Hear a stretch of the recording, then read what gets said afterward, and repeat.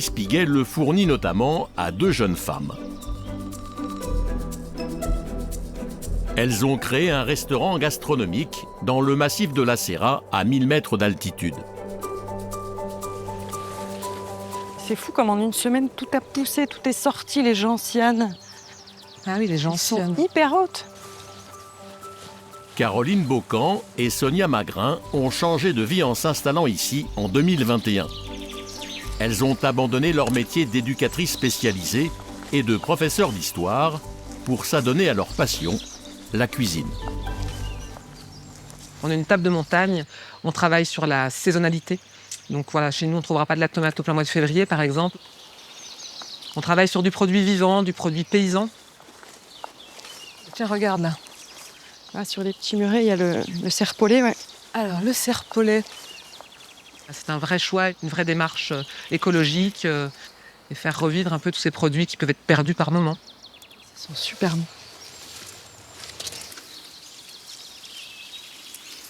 Ils sont jolis ceux-ci là.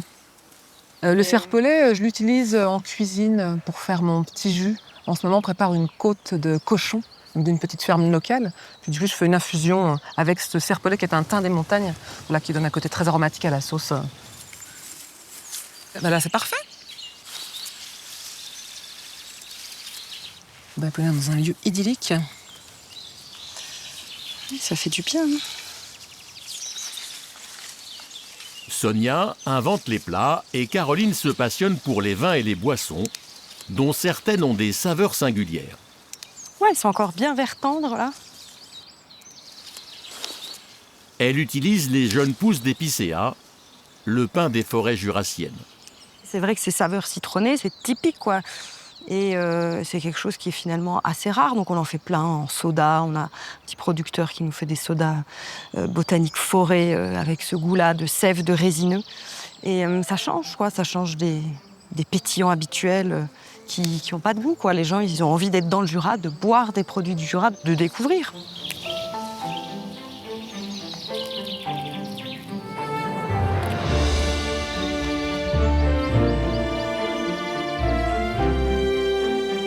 Caroline et Sonia ont repris au pied des pistes de ski de l'Amoura, un chalet construit par une famille d'agriculteurs. Un lieu de vacances typique de ces stations de sport d'hiver familiales du Jura. On est en plein dans les années 60 et les paysans décident, en échange d'octroyer le droit de construire les 2 tire-fesses, de eux aussi construire leur pied de piste pour pouvoir, sur une grande terrasse, accueillir les skieurs, les moniteurs et proposer à boire, à manger toute la journée. Tout le monde venait boire un chocolat chaud, regarder les enfants, les petits-enfants qui apprenaient à skier et qui descendaient sur les pentes juste là. On a même un monsieur qui était venu en mobilette de Paris au début des années 60 et qui est venu l'été dernier, qui nous a dit « Ah, je crois que je suis venu là, au début des années 60, 62, 63, j'ai fait tout le trajet de Paris en mobilette pour venir skier ici. » Donc à chaque fois, il y a des histoires de vie. Et donc l'idée, c'est de la garder, cette âme, de pouvoir continuer à écrire l'histoire. Avec la raréfaction de la neige ces dernières années, Allez. Parfait. Regarde là comment on va être bien là. l'ancien propriétaire a eu du mal à trouver un repreneur. Malgré tout, les 2 jeunes femmes ont fait le pari risqué de sauver le lieu en y créant un restaurant gastronomique. Si nous n'avions pas été là à ce moment-là, aujourd'hui ce lieu peut-être qu'il aurait été divisé avec des lots immobiliers. Ce soir, on a un joli service, on est complet, on a une vingtaine de convives ce soir à accueillir. On est isolé, on est loin de grandes villes, on est dans une zone reculée où le climat est rude. On a ce défi-là d'être un lieu saisonnier où il y a une grosse fréquentation pendant l'été, pendant l'hiver, et puis à l'intersaison, c'est un petit peu plus calme, donc il faut travailler, être là à fond. Sonia y propose une cuisine originale. Ce soir, elle revisite une recette de poisson du Jura. Un omble chevalier, crémé à la sauce au mori, sur un lit de risotto au petit épeautre, avec une émulsion de vin jaune. C'est des choses que j'ai mangées depuis que je suis toute petite, donc qui ont été travaillées autrement. J'ai passé beaucoup de temps dans des cuisines avec mes grands-parents, avec mon grand-père, ma grand-mère. J'ai des origines des pays du Maghreb, donc ma maman est algérienne. Donc voilà, donc j'ai à cœur aussi aujourd'hui de travailler sur les épices, des saveurs du soleil, des plantes qui peuvent pousser également aussi chez nous, voilà, sur des fenugrec, des coriandres. Puis elle prépare son infusion au morille et la cuisson demande de l'attention.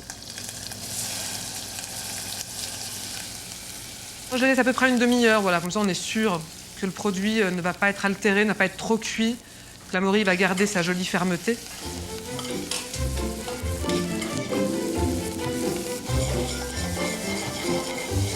Une fois l'infusion prête, la dernière touche, le vin jaune. Ce vin, c'est un modèle unique. La noix, l'amande, on a vraiment le côté curry, un petit peu de cumin. Je le rajoute à la fin parce que gustativement, c'est quand même essentiel. Le vin n'aura pas cuit ou très peu. Le but vraiment, c'est d'avoir une émulsion pour pouvoir créer un petit nuage sur le plat, une crème légère toute montée. Il est 19h30, les premiers clients arrivent. Bonsoir. Bonsoir. Bienvenue. Et certains sont des habitués. Vous allez bien? Ça va, merci. On est ravis de vous revoir.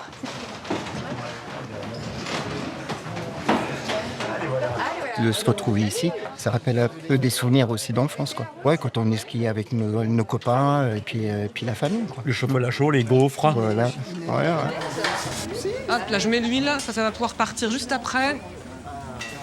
En cuisine, c'est le coup de feu. Bon, on est pas mal. Sonia met la dernière touche à son plat, de la fleur de sel de Salins-les-Bains. Un petit peu de poivre, ça part, Carola. Les 3 ongles, parfait. Je finis l'agneau.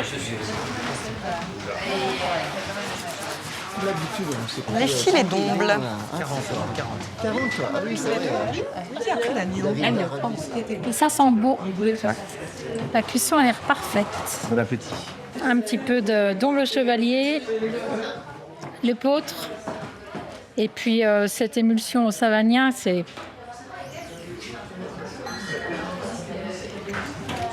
C'est la vie.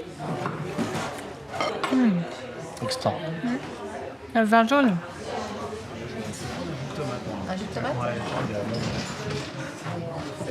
C'est plein de surprises, il y a plein de goûts différents. Ils ont réussi à faire un bel assemblage de leur caractère qui est propre et avec une vraie note du Jura qui se ressemble avec les produits locaux. C'est un très beau mariage. 42 heures. Au boulu. Il y avait quoi? Au boulu. Ah, mais qu'est-ce qu'elle est belle, cette fontaine. En fin de repas, les deux jeunes femmes proposent à leurs convives de découvrir l'absinthe, la préparation emblématique du Haut-Jura. L'absinthe est un mélange de plantes que l'on a fait sécher. Il y a des absinthes blanches et des absinthes vertes. À chaque distillateur, en fait, il y a une recette différente à chaque fois. C'est un vrai patrimoine vivant, l'absinthe. Exactement. Oui, oui. Les absinthes, servies ce soir, elles les ont dénichées auprès d'un jeune producteur bio, à 1000 mètres d'altitude, dans le village le plus élevé du Haut-Doubs. En 2011, François Aymonier a été l'un des premiers à relancer la fabrication de cet alcool à la mauvaise réputation, après presque un siècle d'interdiction. En bio, il cultive ses plants d'absinthe au milieu des autres herbes avec lesquelles il prépare ses assemblages. Une technique oubliée avec la prohibition. Il y a tout un patrimoine en fait qui a été perdu pour énormément de plantes aromatiques qui ont complètement disparu des tables.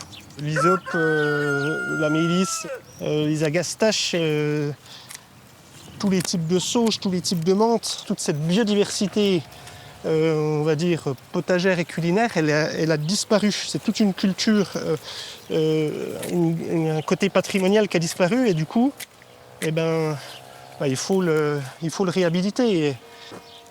Sonia et Caroline ont tenu à participer à la récolte. Bonjour François. Pour découvrir la plante avant sa transformation. Arrivé au bon moment. Si vous voulez nous aider, il y a des sécateurs. Ouais. On est immergé dedans, là, c'est assez curieux. On est un peu transporté dans des arômes, des aromatiques pas trop connus en fait. Il y a un côté camphre. Ah bah c'est quand même puissant, c'est Ouais, envoûtant c'est vrai. là. On est imprégné là quand même. Hein. Et puis c'est vrai que la plante, elle est très douce. C'est très agréable d'être là. Hein. Ouais, c'est tout délicat. Puis c'est tellement beau, c'est tout doux. L'amertume de l'absinthe, le côté anisé lorsque la plante est distillée avec d'autres herbes, ça apporte vraiment de la fraîcheur sur les produits. Ça doit faire des petits jus réduits, de faire pas mal de choses intéressantes en cuisine. Et la mauvaise presse, il faut la réhabiliter. Et François, il nous a vraiment fait découvrir toute l'histoire de l'absinthe. Et on essaye de la transmettre, voilà, par la pédagogie, d'expliquer que l'absinthe, c'est pas une plante à craindre, mais au contraire, une plante à découvrir. À la fin du 19e siècle, l'absinthe est un produit populaire dont on loue les vertus dans les publicités naissantes. Pourtant, la fée verte, l'alcool au vent mauvais de Verlaine et de l'Assommoir, fait des ravages. Le verre d'absinthe coûte 2 fois moins cher que le verre de vin. Donc ça devient l'alcool hégémonique. Alors, ce sont d'autres campagnes qui retournent massivement l'opinion publique pour la diaboliser. Et ce savoir-faire qui avait fait la richesse de la région de Pontarlier disparaît avec son interdiction. Pour des questions de moralité liées à l'alcoolisme et des questions économiques de la part des vignerons, en fait, il va y avoir une convergence d'intérêts entre le lobby vigneron et les ligues anti-alcooliques contre l'absinthe. Ça peut paraître surprenant, mais pour les ligues anti-alcooliques, faire association avec des vignerons, c'est pas si surprenant que ça, puisque symboliquement, le vin, c'est le sang du Christ. Donc la convergence de ces deux gros lobbies, en fait, vont construire ce qu'aujourd'hui, il reste dans l'imaginaire collectif, l'absinthe rend fou, ce qui est totalement faux.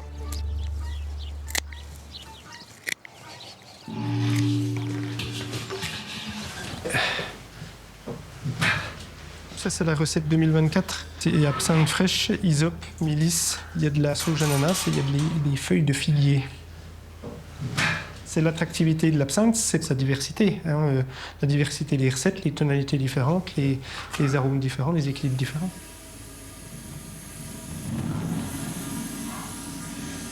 Pour son absinthe, François va laisser son macérat chauffer pendant 8 heures pour qu'il dévoile tous ses arômes. Les gestes sont précis et le rituel obligatoire pour déguster cet assemblage de saveurs florales. L'absinthe est toujours sans sucre. Pour sucrer son absinthe, on utilise ce qu'on appelle une cuillère à absinthe, une cuillère ajourée. On pose le sucre et on fait couler l'eau goutte à goutte sur le sucre pour qu'il ait le temps d'être dissous avant de tomber dans l'absinthe. Pour servir une absinthe, il faut prendre son temps. Une fois dilué, on va être à quelque chose comme 10 degrés. C'est un alcool doux. C'est toute une ambiance. À partir du moment où on joue le jeu du cérémonial et tout ça, on voit bien qu'on rentre dans une ambiance particulière. On ne sert pas une absinthe comme on sert un alcool classique.